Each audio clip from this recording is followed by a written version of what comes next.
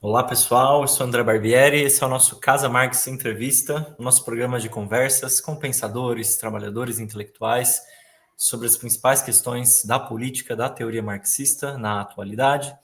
Hoje o nosso tema é a crise ambiental, geopolítica e marxismo, é um tema que é bastante central na nossa época. E aqui com a gente está o Eduardo Sabarreto, professor da Universidade Federal Fluminense. Tudo bem, Eduardo? Tudo bem, André. Obrigado pelo convite. Valeu por aceitar o convite para a nossa conversa aqui. O Eduardo é autor de livros importantes como Ecologia Marxista para a Pessoa Sem Tempo e O Capital na Estufa, para a crítica da economia das mudanças climáticas. Bom, a gente tem essa grande questão atual e é impossível separar o tema da crise ambiental, dos problemas das mudanças climáticas, do próprio capitalismo e as degradações que a gente vê na atualidade, como as grandes crises econômicas e as próprias guerras que estão em curso. Tem muitos analistas e intelectuais marxistas que pensaram esse tema, ficaram famosas, né, as obras do John Bellamy Foster sobre as relações que o Marx estabelece entre o estudo do capital com o tema ambiental. Kohei Saito também veio elaborando sobre isso.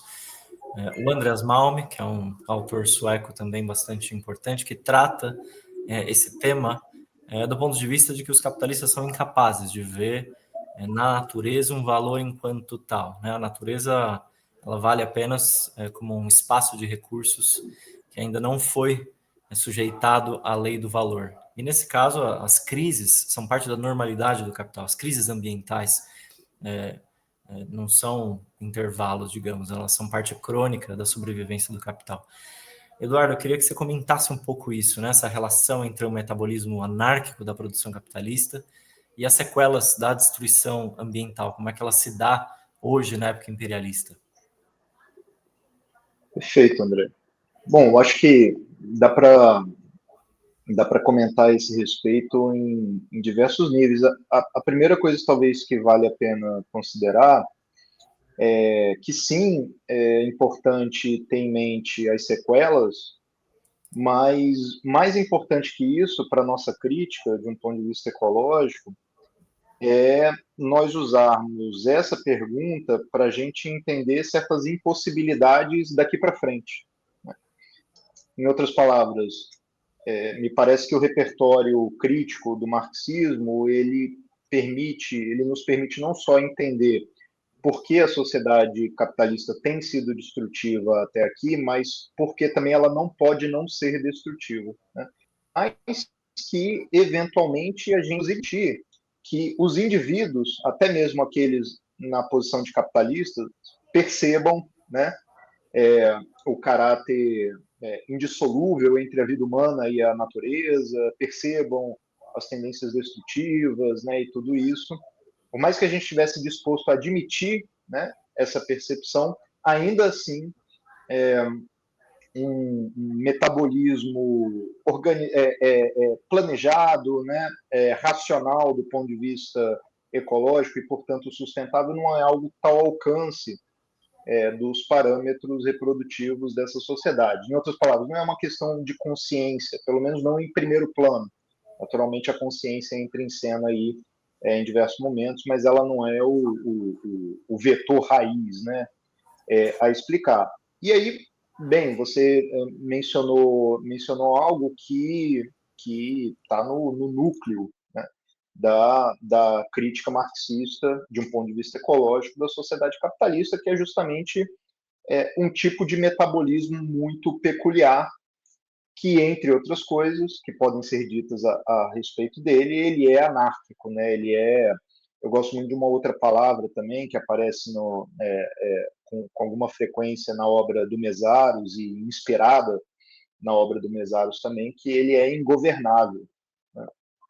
E o Marx não chegou a tratar da questão nesses termos, nessas palavras, mas há toda uma linha de considerações, de reflexão, que inclusive alguns vão dizer vertebra a crítica da economia política do Marx, que que apontam nesse sentido, né?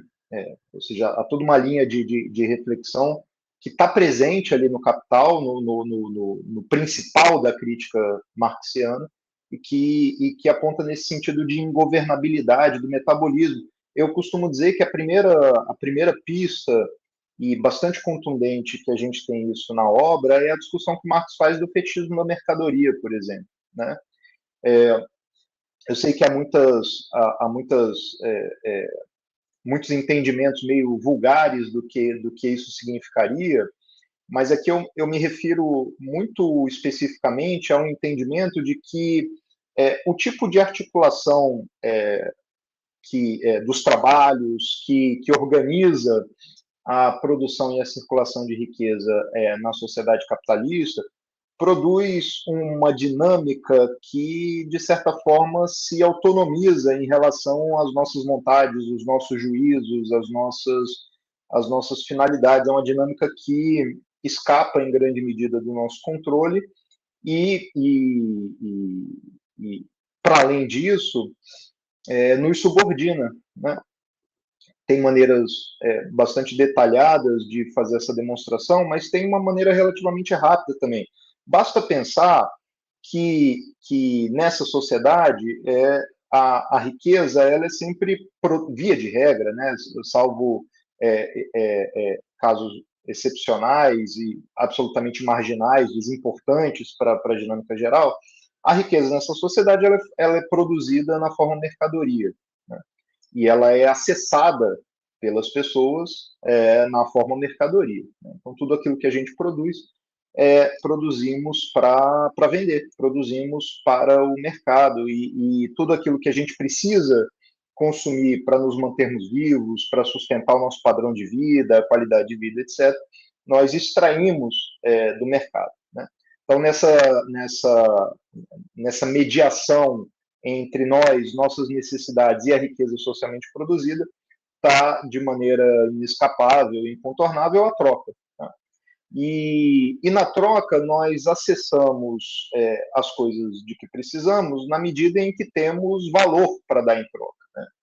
Né? Na medida em que aquilo que temos para dar em troca tem uma certa grandeza de valor, e essa grandeza de valor, Marx vai demonstrar muito rapidamente na obra O Capital, essa grandeza de valor é determinada pelo tempo de trabalho socialmente necessário, não pelo tempo de trabalho que nós despendemos para ter aquilo que temos para dar em troca, mas pelo tempo de trabalho que a sociedade, em média, dadas as condições vigentes a qualquer momento, precisaria despender para produzir aquele produto, para produzir aquela mercadoria. Né?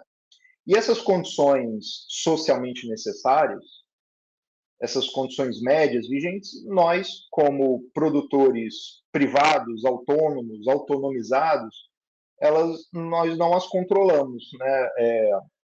Resumindo muito o argumento, não há muita alternativa a não ser, por um lado, buscarmos nos posicionar em relação a essa média social nas melhores condições possíveis, de preferência à frente, sempre à frente das condições médias vigentes.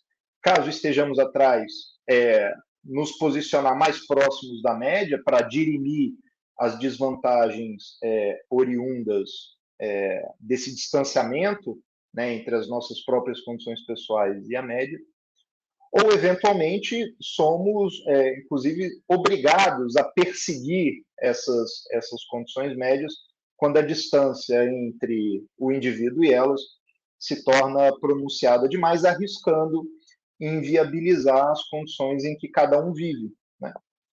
Então, de maneira muito telegráfica, e uma explicação telegráfica é sempre perigosa, já comparece logo na abertura da obra magna de crítica do capitalismo, escrita pelo Marx, essa dinâmica de ingovernabilidade do metabolismo social. Né?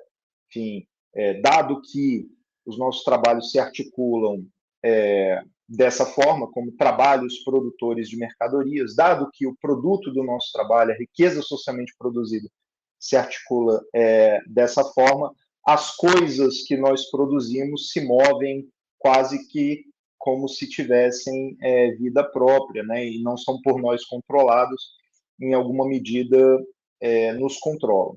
Né? Então, esse é um primeiro aspecto, né, um aspecto da ingovernabilidade. O segundo aspecto, acrescentando sobre esse, é que a adequada reprodução dessa sociedade, ela não pode acontecer, nos seus próprios termos, ela não pode acontecer por quaisquer caminhos.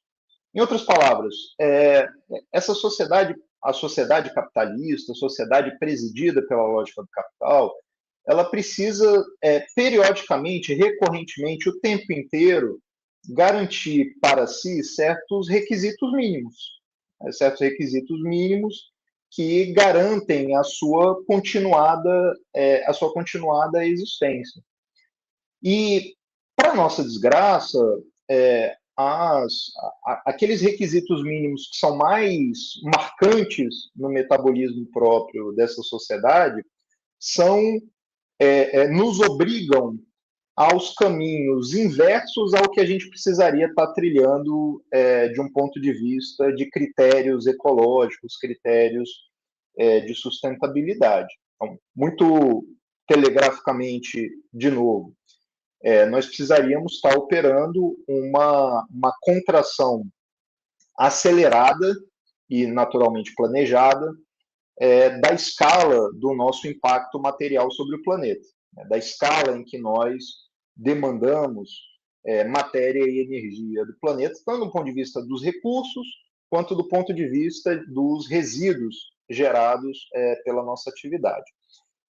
Não haveria como perseguir essa meta sem pensar em reduzir a própria escala das nossas atividades. Né?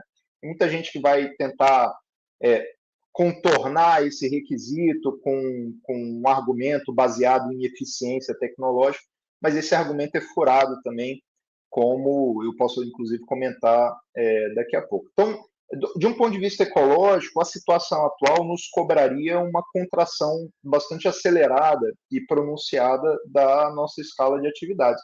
Isso, no entanto, é incompatível com a sociedade atual, que nos cobra o exato oposto, né? A expansão contínua, compulsiva, a máxima possível da escala das nossas atividades e, portanto, da produção e, portanto, do próprio capital. Né? Então, vivendo nessa sociedade em que vivemos, no cenário ecológico atual, nós estamos obrigados a duas finalidades inconciliáveis entre si. Nós estamos condenados a perseguir o crescimento e nós estamos obrigados a perseguir o decrescimento. Né? Como sair dessa sinuca de bico é papo para uma outra pergunta, mas isso quer dizer, é um aspecto bastante decisivo daquela ideia de um metabolismo ingovernável que motivou a sua pergunta. A gente poderia falar também da necessidade de, nesse processo de contração da escala do nosso impacto, nós reconfigurarmos também, de maneira abrangente, planetária, total, os nossos padrões de consumo. Né?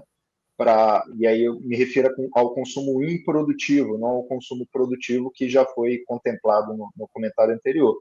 Então, enfim, consumir menos, num giro de consumo menos acelerado, de maior durabilidade, mais orientada para o compartilhamento, mais orientada para a duração, né? Tudo aquilo que, inclusive, aparece sendo defendido até mesmo na literatura ambiental, ecológica, mais liberal, mais conservadora.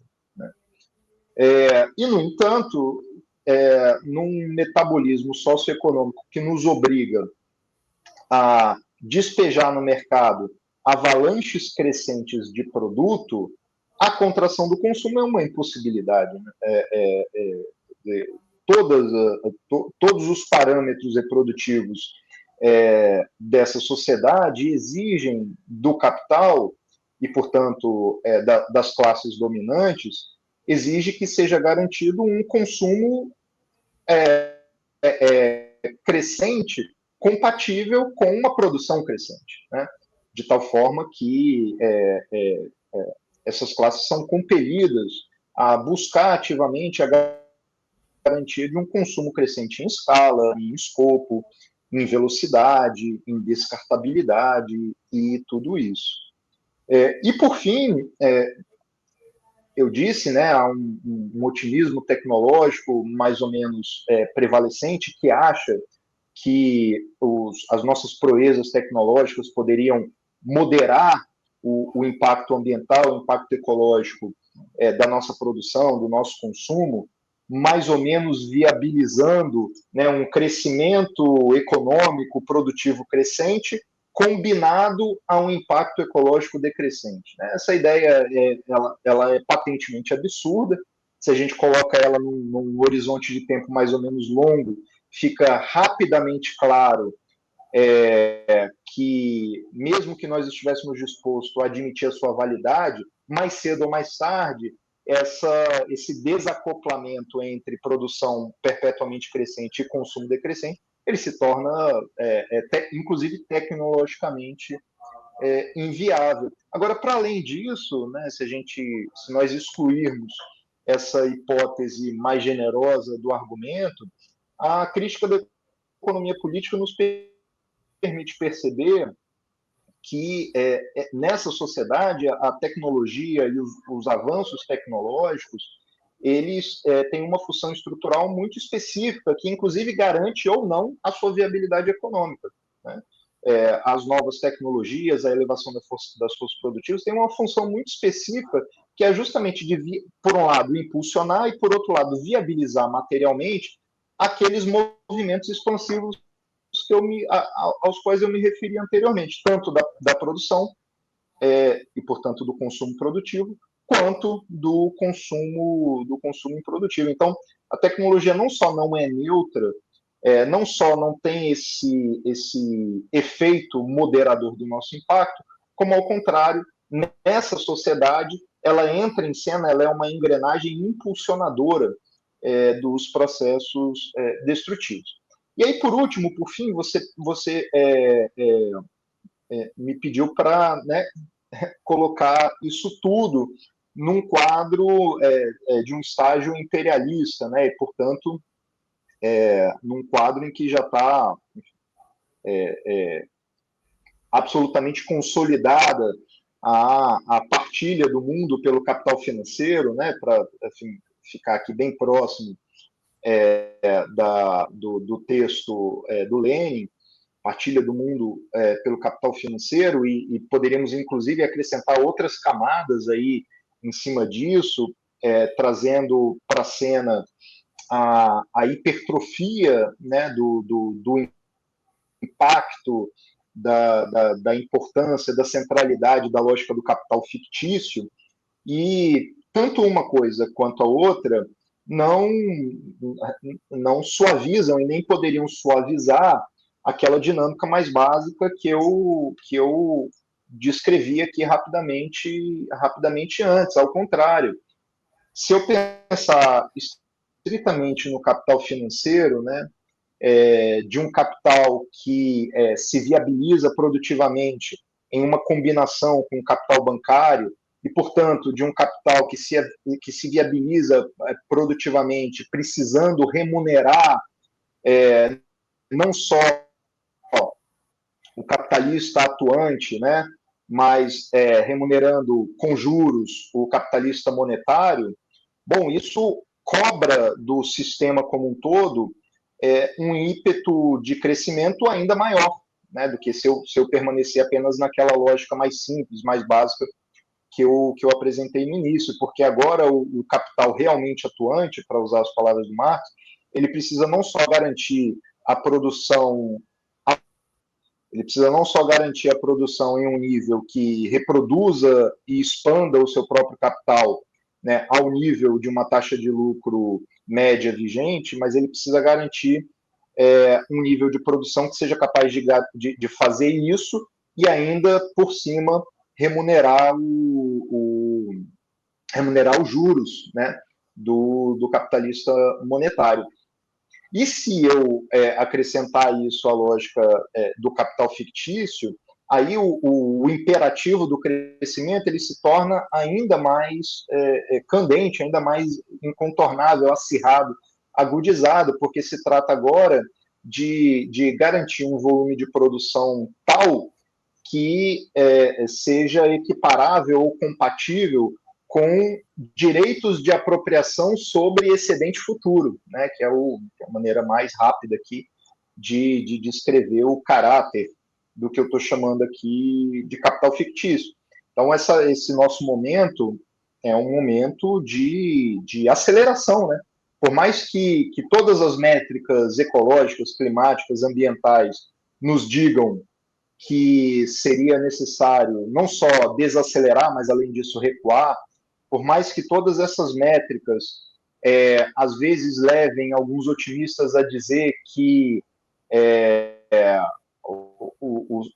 os capitalistas vão ser obrigados a nos salvar porque eles vão ter que se salvar, por mais que alguns otimistas digam que com isso a sociedade do capital está esbarrando em certos limites que vão provocar a interrupção desse metabolismo insano, o que se tem verificado é o justo oposto. É que diante desses limites, diante dessas barreiras, a resposta vem sendo dobrar, triplicar, quadruplicar a aposta, é a aceleração.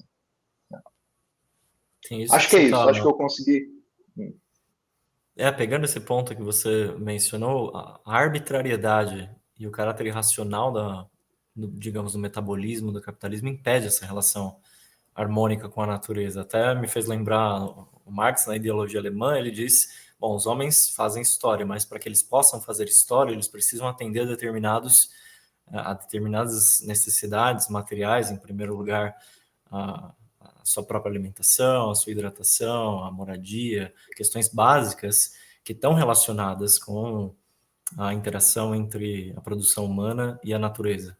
Só que dentro do capital, esses ciclos de relação, de interação, eles são completamente perturbados pela interação, né, dos seres humanos com a natureza. Sempre lembrando, né, você estava mencionando como funciona a engrenagem interna do capital, e o Marx também é explícito em mostrar que essa grande força produtiva que a gente tem, que é o trabalho cooperativo, que ajuda os seres humanos a poderem atender às suas próprias necessidades de uma forma distinta do que simplesmente um trabalho isolado de cada ser humano, bom, isso não é controlado consciente e voluntariamente pelos próprios seres humanos que trabalham. Era tratado como o trabalho cooperativo é uma potência que se eleva acima, né, dos produtores e que não é controlado por eles. E o fato de ser controlado pelo capital é que pode colocar essa produção contra a natureza. E a gente está discutindo a época imperialista, como você mencionou, e uma segunda questão que entra aí, que é muito importante, é o papel das guerras nessa sociedade.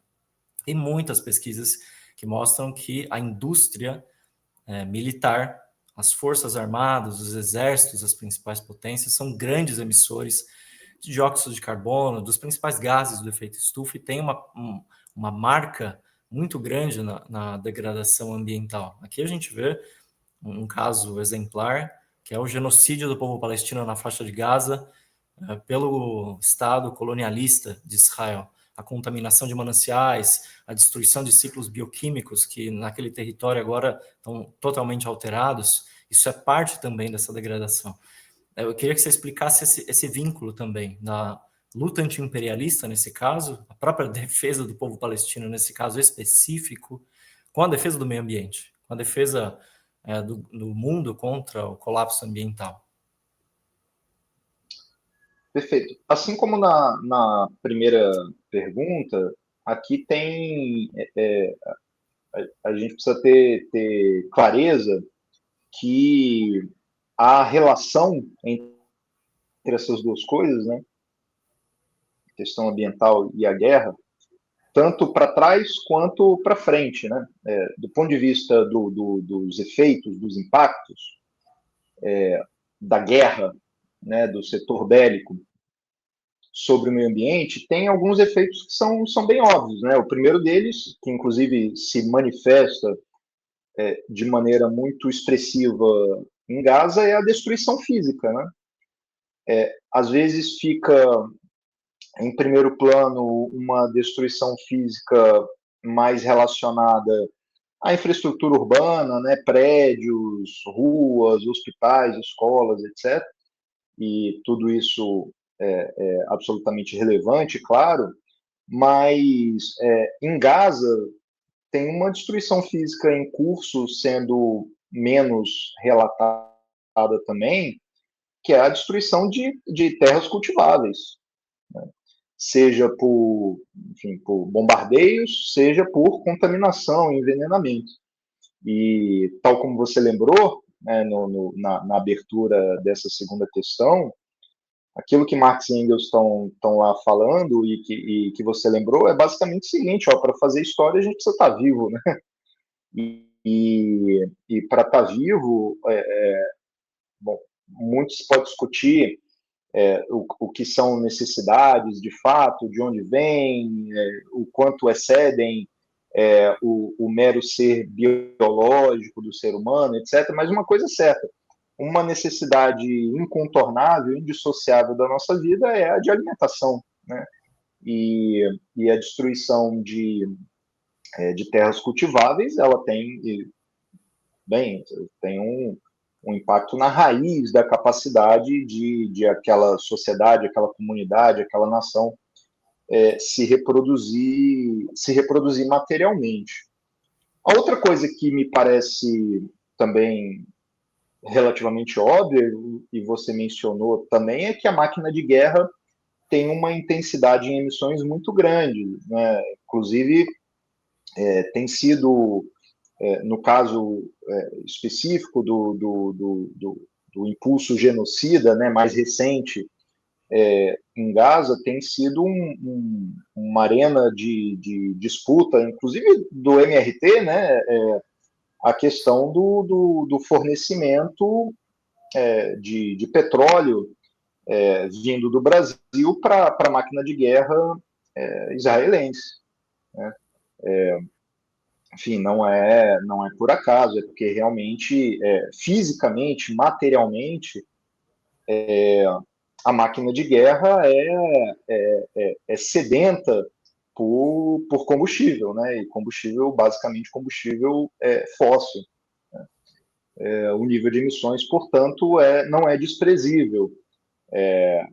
Até onde eu tenho dados, até onde eu lembro desses dados, não chega a ter a mesma relevância, né, de um setor de transportes, por exemplo, ou muito menos do setor energético propriamente dito, né, de transformação, distribuição e consumo, mas tampouco é uma importância desprezível, né? Agora, em cima desses comentários mais fáceis que eu posso fazer, eu poderia acrescentar outras duas coisas que me parecem dignas de serem mencionadas, tá? E eu sempre tenho um certo receio de parecer um pouco conspiracionista, né, ou catastrofista, ou alarmista, mas ao mesmo tempo eu preciso afastar esse receio, porque me parece que eu vou mencionar aqui riscos que são riscos bastante reais, embora pareçam a uma primeira vista talvez um pouco exóticos, né? O primeiro desses riscos é de um confronto nuclear, tá? Eu sei que esse risco ele não deixa de ser ventilado, né, nos comentários sobre a situação geopolítica atual, e acrescentando, inclusive, né, o conflito entre Rússia e Ucrânia, para a gente colocar em tela aqui aqueles conflitos que estão mais presentes no imaginário do senso comum atualmente, e, afinal de contas, envolvem, né, duas nações que detêm poderio nuclear. Então, eu sei que esse risco ele é comentado, ele é ventilado, mas uma coisa que a gente não tem feito, não está acostumado a fazer, é imaginar que tipo de reação em cadeia poderia ser disparada poderia ser desencadeada caso alguma dessas ou outra potência nuclear decidisse fazer uso, né, desse tipo de armamento. A coisa pararia por aí, né, ou haveria uma reação em cadeia de respostas na mesma medida, na mesma escala? Que tipo de transformação planetária, né, que tipo de escala de mortes em massa que o desencadeamento de um processo como esse traria, né? E aí, nesse caso, acho que faz bastante sentido nós retomarmos a discussão sobre a categoria de exterminismo, né, que foi proposta de maneira bem, né, ensaística, especulativa, talvez até, pelo E.P. Thompson, nos anos 80, mas é uma discussão que ele, proposta por ele, que tinha em mente justamente esse risco, né, do desencadeamento mais ou menos descontrolado do uso de armamento climático, que levaria a humanidade como toda a uma situação denominou ele, exterminismo, poderíamos dizer nós, de potencial extinção ou de risco existencial. E para considerar a validade desse tipo de consideração, a pertinência desse tipo de consideração, basta a gente ter em mente que sequer seria necessário que o ato disparador fosse algo muito bem planejado, né, muito bem concebido, ou até mesmo dialogado entre as diversas potências nucleares. Um erro, né, um erro de avaliação pode, pode ser o elemento desencadeador, como quase, inclusive, já aconteceu, né, na crise dos mísseis, lá no momento de auge da Guerra Fria. Então, me parece esse é um risco bastante real que vincula, né, as máquinas de guerra e a questão ambiental, a questão da nossa existência, né, da continuidade da vida no planeta. Agora, olhando um pouco para frente e girando, né, a direção da influência, da causalidade, eu gosto sempre de lembrar que a humanidade vem há, vamos lá, pelo menos 30 anos, mas a gente poderia esticar para quase 50. A humanidade vem apostando na concertação para equacionar as questões ambientais, suas crises ambientais, e há pelo menos 30 anos a climática, propriamente dita. Lá no início, talvez houvesse uma prevalência um pouco maior de uma crença sincera na possibilidade de encontrar uma tal solução, e frequentemente o relativo êxito que foi alcançado no controle, né, dos gases destruidores da camada de ozônio, esse relativo êxito costuma ser, né, a cartada que é dada para continuar apostando nessa via diplomática, né, do grande acordo global entre nações para perseguir metas em comum e metas relacionadas a processos que nos afetam a todos, ainda que de maneira desigual e ainda que impulsionados por responsabilidades desiguais, né? A falência dessa via tem começado a aparecer até mesmo para o observador mais distraído, né? E talvez as últimas COPs, né, as últimas conferências das partes, tenham sido momentos importantes para ir sepultando esse tipo de esperança. Acho que a COP em Belém, no Brasil, esse ano, em novembro, vai ser, se não o ato final, né, dessa grande aposta, um dos atos finais dessa grande aposta, porque está difícil de sustentar a ilusão dessa grande concertação universal dos povos. Ao contrário disso, o que tem se verificado e o que tende a se afirmar cada vez mais é que, à medida que as condições climáticas do planeta vão desmoronando, né, à medida que o planeta vai se tornando mais convulsivo, mais hostil, mais extremo, à medida que ele vai desafiando crescentemente a nossa capacidade de nos adaptarmos, né, de manter uma percebida normalidade, o que tende a acontecer é a multiplicação dos conflitos, né, e não a harmonização dos interesses, né. Então, portanto, no nosso horizonte, num futuro muito próximo, se é que no futuro, se é que já não está em curso, nós podemos esperar que ao contrário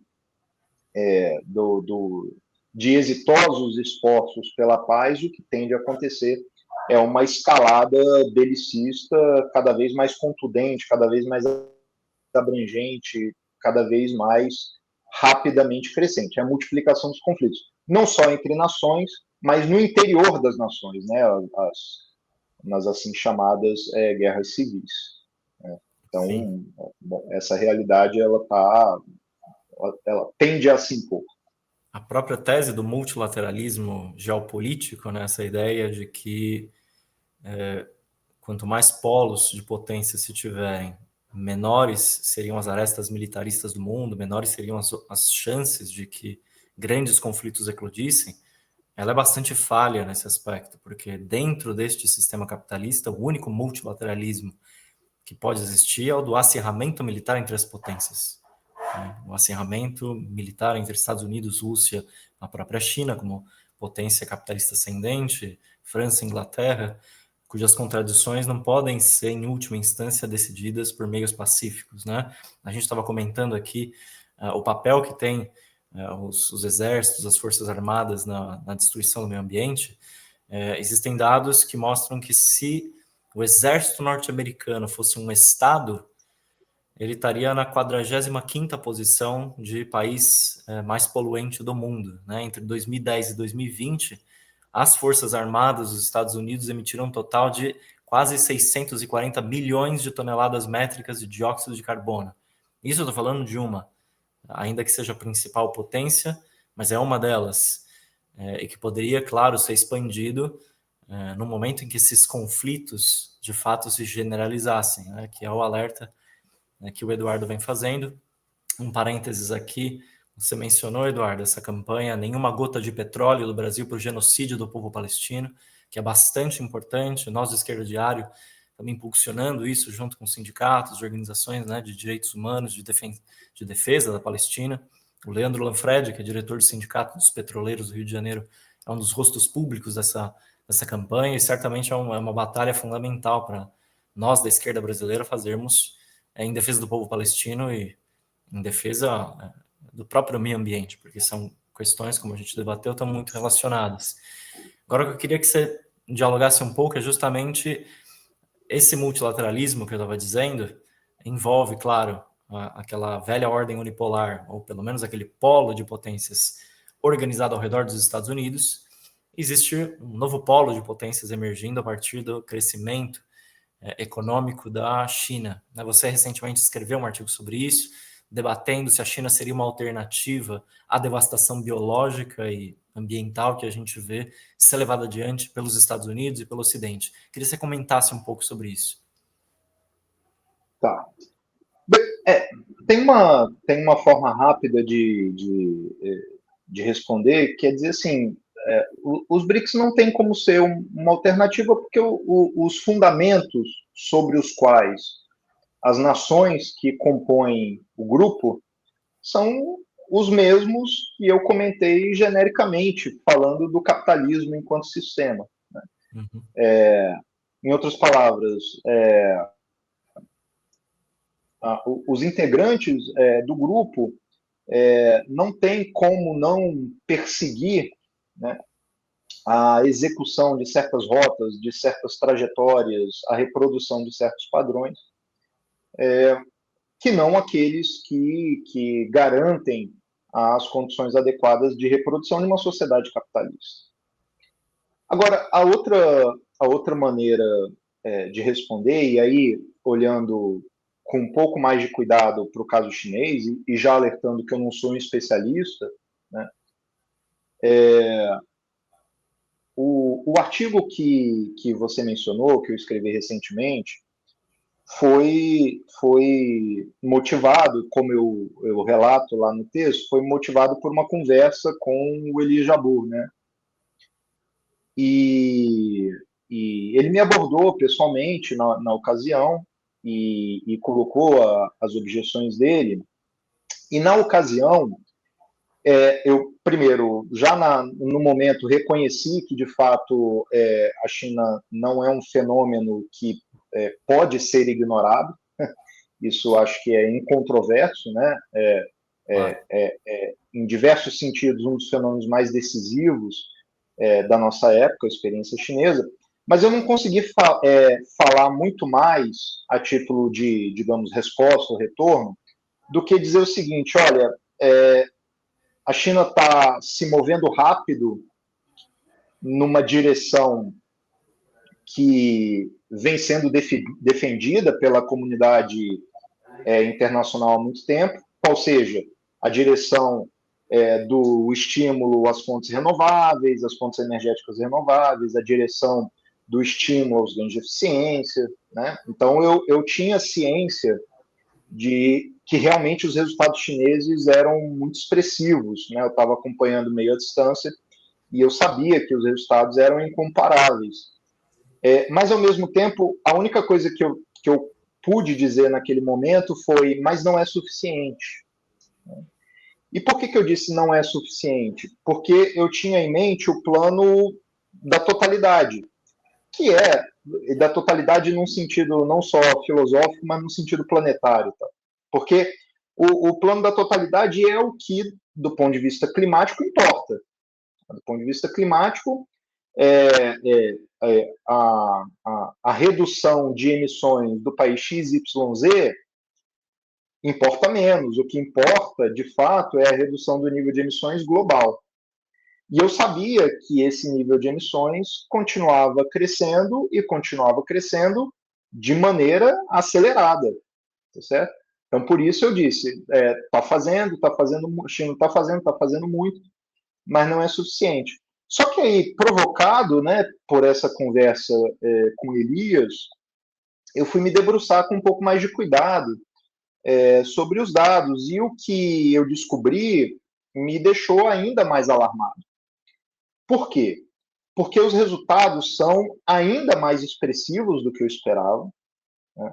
A maneira como a China conseguiu, falando só de energia, a maneira como a China conseguiu ampliar a geração primária de energia a partir das fontes renováveis é um negócio de maluco, assim, não tem paralelo nem no presente, nem na história humana. Assim, o nível de velocidade em que se adquiriu uma capacidade monstruosa de gerar energia a partir das fontes renováveis. Agora, por que esse resultado é alarmante? E aí as fontes renováveis, né, aquelas bem tradicionais, eólica, fotovoltaica, até a nuclear, a gente pode botar aí para jogada.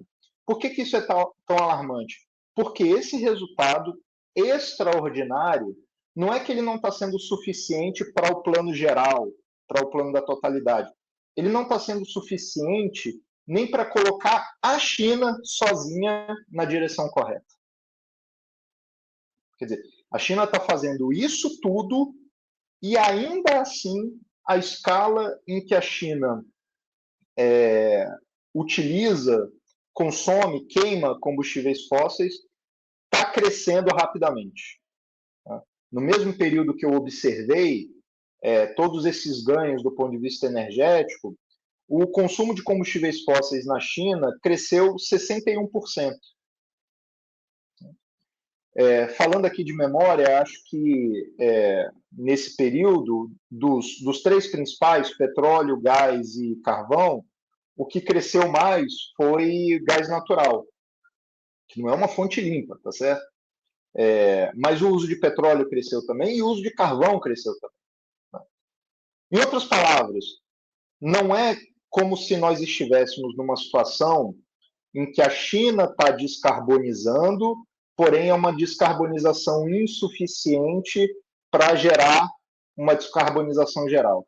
A gente está numa situação em que a China está se movendo, fazendo o que todo mundo diz que seria necessário fazer, numa velocidade alucinante, e isso não está sendo suficiente para descarbonizar nem mesmo a matriz chinesa. Né? Portanto, trata-se de um resultado muito aterrador que revela uma outra forma de responder à sua pergunta. Né? Então, basta a gente imaginar que, além de China, Brasil, Rússia, Índia, África do Sul e todos os membros não fundadores seguissem exatamente o mesmo padrão chinês. Bem, nesse caso, reproduzindo exatamente o mesmo padrão chinês, estaríamos todos mais ou menos na mesma situação, né? De, por um lado, se mover muito rapidamente na direção que se diz que deveríamos nos mover, mas, no entanto, por outro lado, isso não ser suficiente sequer para darmos pequenos passos na direção da descarbonização. Portanto, não só eu hesitaria em considerar os BRICS como uma espécie de bote salva-vida, como eu estou convencido de que não são, tá? A despeito das diferenças que poderiam ser traçadas e sublinhadas e destacadas entre algumas experiências nacionais que integram o BRICS e o que vem sendo a hegemonia estadunidense aí no último século, ou quase século.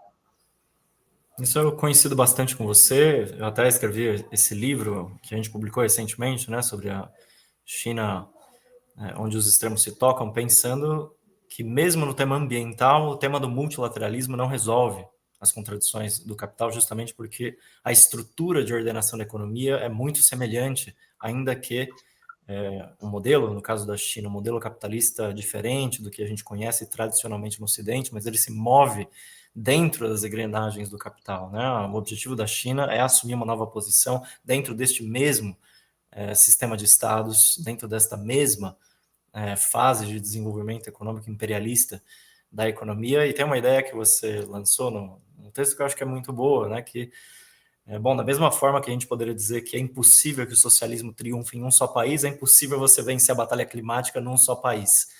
Né? E o que a China está fazendo não é, apesar da incorporação na sua matriz energética de energias renováveis, as chamadas tecnologias verdes, ela não está se descarbonizando, ela está usando cada vez mais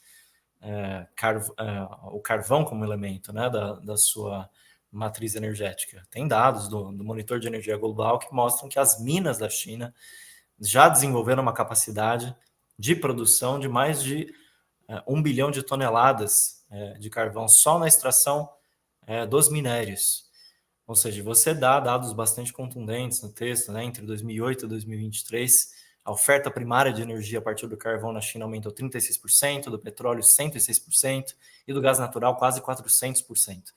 Então, desse ponto de vista também, a gente não vê essa alternativa multilateral ao que vinha fazendo antes essas potências ocidentais, em primeiro lugar os Estados Unidos, mas também as potências colonialistas na Europa, que historicamente tiveram a maior parte de responsabilidade na destruição do meio ambiente, na emissão de gases do efeito estufa, na degradação ecológica.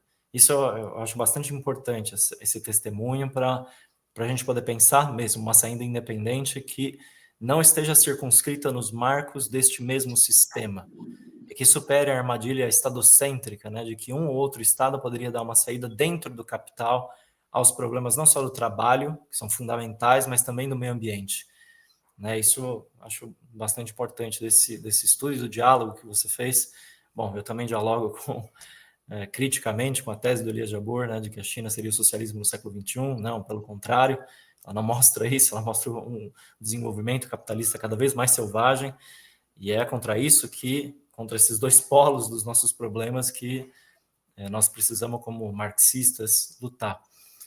Uma outra questão vinculada a isso, você mencionou os BRICS, né? O Brasil é parte dos BRICS, o Brasil é parte também de um dos países que mais emitem gases de destruição na camada de ozônio, gases do efeito estufa. Nós estamos, se não me engano, na 7ª posição como o país maior poluente do mundo. E mesmo a gente viu a devastação do que foi o governo Bolsonaro, capacho do agronegócio, do imperialismo norte-americano, mas essa situação não mudou também no governo de frente ampla Lula-Alckmin, né? Por exemplo, o desmatamento da Amazônia subiu 91% nesses últimos meses. Esse é o pior resultado da série histórica. São mais de 960 quilômetros quadrados de área desmatada. E do ponto de vista do petróleo, a gente já debateu o efeito que isso tem na promoção de guerras, na promoção do genocídio do povo palestino. Eu queria que você discutisse essa problemática, né? Como os socialistas devem se portar politicamente em relação ao que esse governo no Brasil faz hoje no tema do meio ambiente. Olha, eu acho que o posicionamento não tem como não ser de uma intransigente recusa dessa via, mesmo quando ela vem embalada com argumentos desenvolvimentistas ou socialmente sensíveis e etc. Né? O caso do governo Lula é curioso, porque, do ponto de vista do desmatamento, por exemplo, o resultado é ruim, mas já na maneira como certas metas são colocadas, se revela uma indisposição em fazer o mínimo necessário, tá certo? Porque quando se fala de desmatamento, o que o governo Lula vem agitando desde o início? É zerar o desmatamento ilegal até não sei quando, né? É como se fosse, primeiro, como se zerar o desmatamento ilegal fosse suficiente e como se zerar o desmatamento ilegal requeresse prazo, né? Um prazo de alguns anos, por menor que seja o número de anos. Quando, na verdade, o que a gente deveria estar propondo, que a gente deveria estar discutindo a sério, é não só a interrupção de qualquer tipo de desmatamento, mas uma frente de restauração florestal, né, de reflorestamento, de aflorestamento, mais ou menos, curiosamente, como a China vem sendo exemplo para isso também, né? Um esforço de reflorestamento bastante expressivo.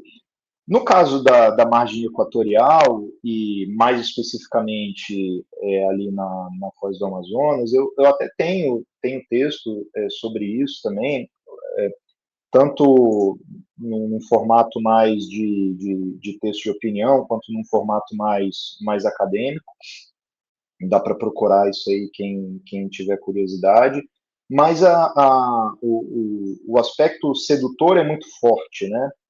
Porque com a descoberta ou a potencial descoberta desse tipo de recurso, imediatamente se formula a promessa de que dali viriam receitas, né, fluiriam receitas que estão faltando, estão escassas, viriam receitas que seriam capazes de financiar o desenvolvimento econômico, financiar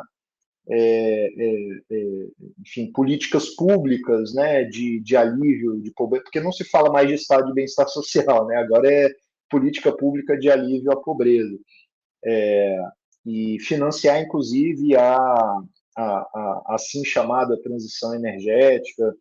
E esses argumentos podem até ser sinceros e não cínicos por quem os utiliza, mas a verdade é que, se nós formos levar a sério o melhor da ciência disponível atualmente a respeito do estado do sistema climático do planeta, né, do estado das fronteiras planetárias, dos riscos envolvidos em continuarmos nas trajetórias atuais e a respeito do que precisaríamos fazer para mitigar ou evitar os piores cenários, se a gente for levar a sério todo esse conjunto da melhor informação disponível, a conclusão inevitável, isso eu estou convencido disso, para mim nem deveria ser controverso, a conclusão inevitável é não só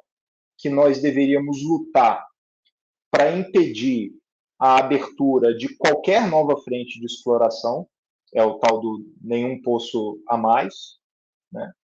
Como nós deveríamos, além disso, lutar para pressionar pelo decomissionamento de frentes de exploração já antigas, de exploração de combustíveis fósseis.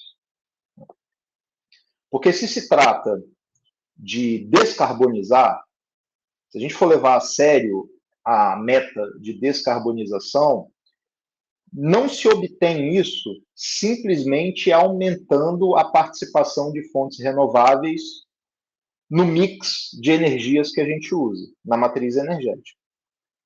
O que a gente precisa fazer é reduzir a escala em que combustíveis fósseis são utilizados.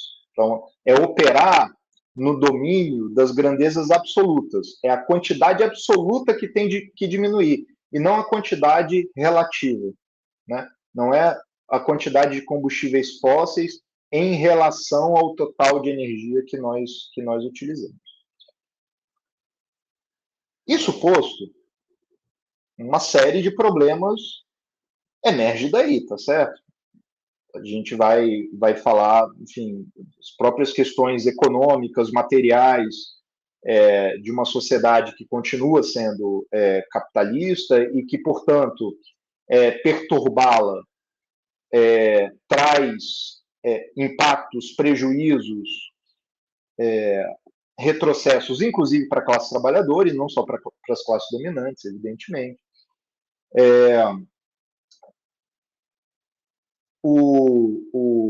A própria questão dos empregos, né, relacionados a esse tipo de atividade também é colocado em xeque quando a gente coloca a coisa em termos tão decisivos, né? Ou seja, no que tange a exploração de petróleo, combustíveis fósseis em geral, não é que a gente não pode mais avançar, a gente não pode mais avançar e a gente tem que recuar, né? Então, muitos problemas emergem daí. Aí o que eu tenho a dizer a esse respeito é, então vamos nos debruçar sobre esses problemas. E tentar encontrar uma saída ou a melhor saída possível para eles. O que a gente não pode fazer é se assustar com o tipo de impacto social, econômico, trabalhista que isso teria e recuar de uma meta, de um objetivo que é, enfim, que é incontornável, né? Se nós fracassarmos em fazer tudo aquilo que nós precisamos fazer para mitigar os piores cenários possíveis de colapso climático, aí mesmo que não vai ter emprego, não vai ter assistência social, não vai ter política pública de alívio à pobreza, não vai ter nada, né? Se nós falharmos na seara climática e ecológica, todas as nossas lutas, todas as nossas ambições, todas as nossas aspirações estarão quase que por definição inviabilizadas, né? Portanto, você pergunta qual deveria ser o programa de uma esquerda radical quanto a esse tema, eu acho que o primeiro elemento desse programa é: não podemos avançar para novas frentes de exploração e precisamos começar o decomissionamento de fontes já existentes. Daí surgem diversos problemas, lidemos com eles. E um dos principais problemas que vão surgir aqui, tudo que você está falando, que diz respeito ao decomissionamento, ao processo radical de descarbonização, a eliminação da utilização de combustíveis fósseis, está provado que é impossível de ser levado adiante dentro dessa sociedade capitalista. Sim. E eu acho que o marxismo, ele dá essa visão transicional que é importante a gente levar em conta, né? Nós estamos discutindo aqui alguns exemplos de países que passaram por revoluções, passaram por contra-revoluções também, e por isso saíram do caminho dos grandes exemplos que poderiam ser dados no caminho da descarbonização e da proteção do meio ambiente. Eu queria saber de você, Eduardo, considerações finais aqui para a nossa conversa sobre como o marxismo vê, ligado à revolução, né, ligado a um projeto de uma sociedade socialista, a relação mais harmônica do ser humano com a natureza, e como isso poderia se dar. Claro que a gente não pode antecipar todas as coisas, ninguém no marxismo clássico tentou fazer isso, porque é impossível. As distintas maneiras de relação do ser humano com a natureza, as distintas formas muito diferentes em relação ao que a gente vê hoje de produção que vão se dar, o atendimento diferencial às necessidades humanas que vão surgir numa sociedade superior a essa, mas do ponto de vista da transição, né? Como o marxismo enxerga as possibilidades que uma nova sociedade poderia nos oferecer nessa relação com a natureza? Perfeito. Olha só, aí eu tenho uma opinião que talvez não seja muito particular minha, porque embora no meu entendimento eu a apoie no acúmulo que eu tenho do marxismo, eu não encontro muito eco entre os camaradas marxistas com os quais eu tenho interlocução. Então, os camaradas marxistas com os quais eu tenho interlocução, especialmente aqueles e aquelas da tradição ecossocialista, parecem trabalhar com a suposição de que a transição ou as transições seriam processos a serem perseguidos e executados, ou completamente nos mais otimistas, ou parcialmente nos menos, ser executados à espera da revolução. Né? Então, há uma admissão de que uma revolução que nos coloque em condições de superar a sociedade capitalista é absolutamente necessária, mas, dados os nossos prazos, as nossas urgências, seria necessário também operar transições antes que a revolução possa acontecer. E, nesse caso, eu divirjo assim, integralmente, né? Por motivos, inclusive, que você mencionou no início da sua pergunta. Não se trata de achar que essas transições são impossíveis na sociedade capitalista, a transição energética, a industrial, a demográfica, a urbana, a agrícola. Não se trata de achar, né? Eu tenho feito da minha produção, né, da minha intervenção no debate, eu tenho feito dela um esforço constante, sistemático, em demonstrar a impossibilidade dessas transições. Né? Então, eu pessoalmente estou absolutamente convencido da sua impossibilidade. O que faz com que eu me permita pensar em transição apenas como uma possibilidade que se abre em meio a um processo revolucionário, e não antes deles. E acho que com isso eu estou caminhando bem próximo. Estou caminhando bem próximo de Marx e Engels, por exemplo. Né? Se a gente for revisitar lá o Manifesto Comunista, quando chega aquele momento ali de aquela listinha de reivindicações ou de medidas, Aquilo ali já está num âmbito, né, já está numa situação em que a classe trabalhadora já assaltou o poder, né, já tomou o poder. Mesma forma, quando Lenin discute transição, governo de transição, já é para um período posterior ao desatar do processo revolucionário, né? Até mesmo Trotsky, no entendimento que eu faço ali do programa de transição, não há nenhum elemento de confusão ali entre programa de transição e a transição propriamente dita, né? Então, quer dizer, o programa de transição é um instrumento, é uma peça mobilizada, ou que pode ser mobilizada pela classe em luta, mas não exatamente para fazer a transição, muito mais para desatar o processo de ruptura, que aí sim abre as possibilidades de transição. Portanto, eu vejo tem uma outra pessoa que me escuta com um pouco mais de má vontade, que acha que eu afasto a própria ideia de transição, né, do debate. E não é disso que se trata, né? Eu estou simplesmente situando as possibilidades de transição numa relação temporalmente distinta com o processo revolucionário. Parece que, antes de mais nada, nós devemos nos colocar em condições de desatar esse processo, né? E é por isso que eu sou levado a afirmar, muitas vezes, um pouco de maneira provocativa, mas não é uma provocação que me leve a exagerar, que isso só serve à revolução. Qualquer coisa que nós pretendamos fazer, entre aquelas que nós precisamos fazer, do ponto de vista climático, só se torna realmente disputável em meio a um processo revolucionário. Todos os principais caminhos que a gente precisa disputar estão interditados e estruturalmente interditados, não é conjunturalmente interditados nessa sociedade, estruturalmente interditados, né? Portanto, sim, só serve a revolução e talvez nem mesmo ela sirva, né? Eu digo isso lá no texto também que você mencionou. Por que talvez nem mesmo ela sirva?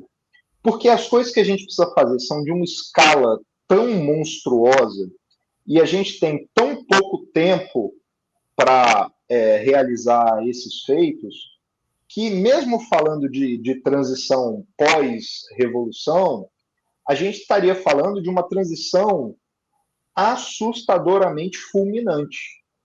Sim, talvez nem dê para chamar isso que precisaria ser de transição. Tamanha é a velocidade, a escala e a abrangência das transformações que nós precisaríamos imprimir em escala planetária, né? Então, eu continuo acreditando que há possibilidade de vitória, mas eu não me sinto mais no direito de crer que basta a gente se organizar e colocar todo mundo na mesma sintonia, né, em prol dos mesmos fins, que a vitória estará garantida, né? Me parece que entre os futuros possíveis, entre os futuros que ainda são possíveis, nós saímos vitoriosos numa parcela bastante diminuta, né, desse conjunto de futuros possíveis aí. O que comparece como cenário mais provável, de fato, é aquele em que ou nós não nos colocaremos à altura do desafio, ou até mesmo aquele em que nós nos colocaremos à altura do desafio e ainda assim a questão dos prazos, a questão da escala, da temporalidade e da abrangência de maneira geral acabam nos vencendo, né? Agora, pensando de maneira assim, pré-figurativamente otimista, digamos assim, para onde que as disputas em meio a um processo de transição deveriam apontar? Num sentido hipergenérico, deveriam apontar para um arranjo societário tal que se colocasse em condições de coevolução sustentável com a natureza, né? Ou seja, se colocasse em um metabolismo reprodutivo tal em que o atendimento das nossas necessidades, em que a busca, né, pelo livre desenvolvimento das nossas potencialidades estivessem conscientemente circunscritos aos limites planetários, num horizonte temporal relativamente largo, né? É claro que isso não precisa excluir a possibilidade de temporariamente alguns desses limites serem ultrapassados ou pressionados, né? Mas num horizonte temporal mais ou menos longo, falar de sustentabilidade e falar de uma sustentabilidade emancipada, digamos assim, pressupõe que todas as nossas satisfações, todas as nossas necessidades, toda a nossa liberdade, todo o nosso desenvolvimento seja perseguido e efetivado no interior dos limites planetários. Saindo um pouco da prefiguração otimista, o meu juízo atual é que nós já estamos rumando, nós já encomendamos um futuro de escassez mais ou menos ubíqua, tá certo? O tipo de escassez que nos assola hoje em dia, que nos assedia hoje em dia, e de maneira muito desigual, evidente, é um tipo de escassez relativa, né? As coisas faltam para as pessoas não porque a nossa capacidade para produzir as coisas é diminuta, né? Não porque as coisas já produzidas são insuficientes. Na verdade, o contrário acontece, né? A capacidade para produzir é extraordinária e tem coisa demais, né? Já em circulação, já produzido, já com potencial para atender necessidades diversas. As coisas faltam para as pessoas porque o que tem não chega a elas, porque o acesso à riqueza socialmente produzida é mediado pelo mercado, né? Quem tem no bolso acessa, quem não tem no bolso não acessa, não importa se a coisa existe, não importa se a coisa é necessária, não chega, né? No entanto, o processo já em curso de desmoronamento das condições materiais, ecológicas, ambientais de suporte à vida, esse desmoronamento já em curso tende a nos encaminhar para uma situação em que vai começar a acontecer com uma frequência cada vez maior episódios de escassez absoluta. E aqui eu nem preciso citar muitos exemplos, basta pensar em alimentos e água, tá? Já é suficientemente grave, né? Episódios de escassez absoluta significam o quê? Significa que não vai ter para todo mundo. E esse é, inclusive, um dos motivos pelos quais eu digo que as trajetórias em que a gente está no momento são multiplicadoras de conflito e não o contrário. Bem, uma humanidade, mesmo pensando numa humanidade pós-revolução, pós-capitalista, uma humanidade desafiada por escassez absoluta, não vai ser uma humanidade que vai ter ao seu alcance a possibilidade de desfrutar certas coisas que um dia nós já ambicionamos e ainda ambicionamos, mas que um dia estiveram ao nosso alcance, né? de uma humanidade que se tornou capaz de universalizar o tempo livre, de satisfazer plenamente e universalmente as necessidades, especialmente as necessidades básicas, de uma humanidade que universalizou o acesso ao desenvolvimento das potencialidades individuais. Quer dizer, tudo isso vai ser ou obstaculizado ou tremendamente dificultado por esse cenário de um mundo povoado por escassez absoluta, pela falta, né? Pela falta de coisas. Isso dá um tom pessimista para a prefiguração, mas mesmo aí, me parece, é possível dizer algo a respeito da perspectiva comunista. Porque, pelo menos para mim, muito claramente, eu prefiro 1 milhão de vezes em 1 milhão de chances, eu prefiro caminhar em direção a esse cenário não sob o jugo do capital. Né?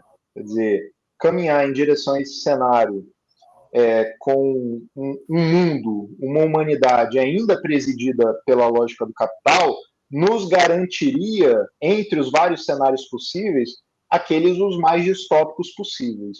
Né? Então, enfim, o ímpeto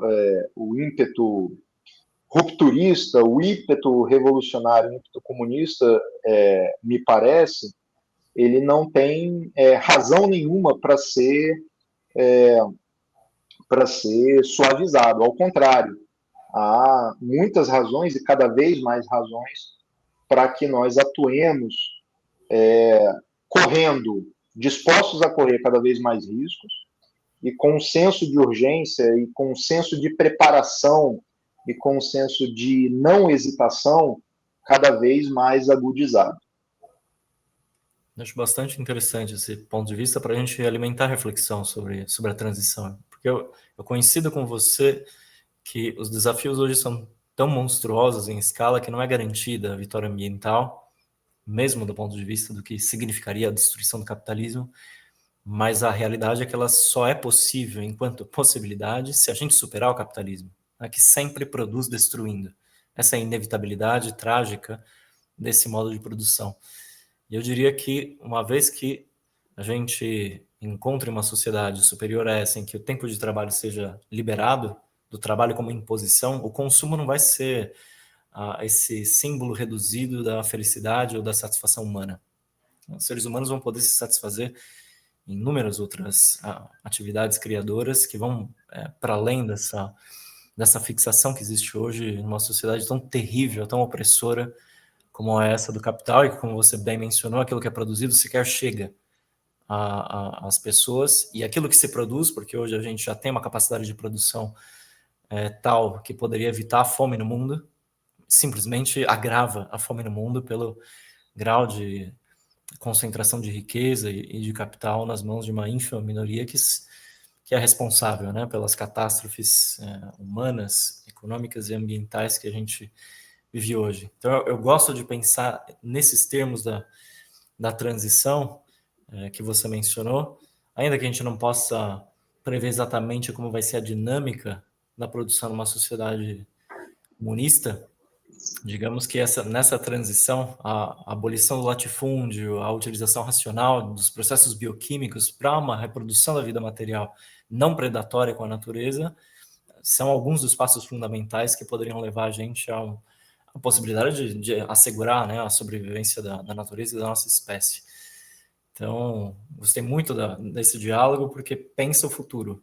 E ainda que a gente possa até aventar as possibilidades otimistas e pessimistas, a possibilidade que se apresenta diante de nós é a derrota do imperialismo, é o avanço de uma sociedade superior a essa no capitalismo. Então, eu gostei muito desse diálogo com você, Eduardo, do ponto de vista marxista. Agradeço o seu tempo para conversar aqui com a gente no Instituto Casa Marx e espero que a gente continue esse diálogo também em outros temas. E se você quiser fazer as suas suas considerações finais aqui, para a gente já despedir o nosso público. Beleza, André. Não, quero só agradecer, assim, foi uma conversa excelente, te agradecer pelas perguntas que levantaram a bola para eu abordar coisas que eu acho que são muito importantes, e suas intervenções também, acho que enriqueceram bastante a conversa, e eu espero que o público possa aí aproveitar, né, esse conteúdo que vai ficar gravado aí à disposição, possa aproveitar não só para um acúmulo, né, digamos, intelectual, que é obviamente importante, mas possa aproveitar também para levar à frente um processo necessário de radicalização, não só nosso próprio, mas inclusive quando ele já está em curso, um processo necessário de radicalização das pessoas próximas de nós, né, dos nossos pares, dos nossos camaradas, porque se é verdade que qualquer possibilidade de sucesso não tem como contornar um processo de ruptura revolucionária, será verdade também que a gente precisa de uma massa radicalizada, informada por esse entendimento. Então, enfim, é parte do nosso trabalho também atuar com consciência, com intencionalidade nessa direção. Maravilha, Eduardo. Então, com esse chamado à militância revolucionária, a gente termina aqui esse episódio de debate. Agradeço a todo mundo que assistiu a gente aqui. Curtem, compartilhem, né, os materiais aqui do nosso Instituto Casa Marx. E até a próxima, pessoal. Valeu.